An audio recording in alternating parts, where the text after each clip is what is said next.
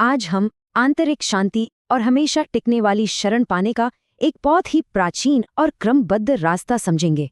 क्या इस दुनिया की उथल-पुथल से बचने और एकदम सच्ची शांति पाने का कोई पक्का फॉर्मूला है? बिल्कुल, प्राचीन ग्रंथों में इस परम शांति तक पहुंचने के लिए 3 बहुत ही सटीक कदम बताए गए हैं। पहला कदम है वैराग्य, यानी इन दुनियादारी के बंधनों से खुद को अलग करके अपनी सोच को पूरी तरह बदलना। जो भी इस वैराग्य के रास्ते पर सच्चे मन से आगे बढ़ता है, सिर्फ वही सही मंजिल खोज पाता है। फिर आता है दूसरा कदम, उस महान परम स्रोत की खोज करना, जहां से इस पूरी सृष्टि की शुरुआत हुई। मूल ग्रंथ कहता है कि हमें उस परमेश्वर को खोजना चाहिए जिससे इस पुरातन संसार वृक्ष का विस्तार हुआ है। ये पुरातन संसार वृक्ष असल में हमारे इस विशाल, दिखने वाले और लगातार फैलते हुए ब्रह्मांड का एक रूपक है। ग्रंथ साफ तौर पर इस शाश्वत आत्मा और सबसे शुरुआती स्रोत को भगवान कृष्ण या आदि पुरुष नारायण बताते हैं।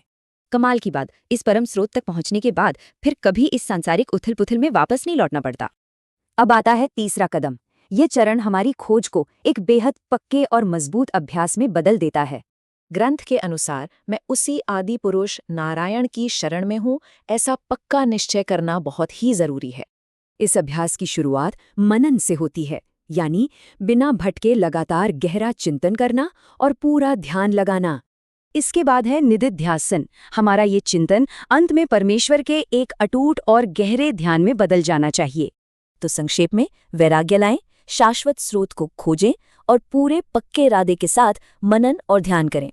तो सोचिए, क्या वैराग्य और पक्के निश्चय वाले इस प्राचीन रास्ते पर चलने से हमें सचमुच वो शाश्वत शरण मिलेगी?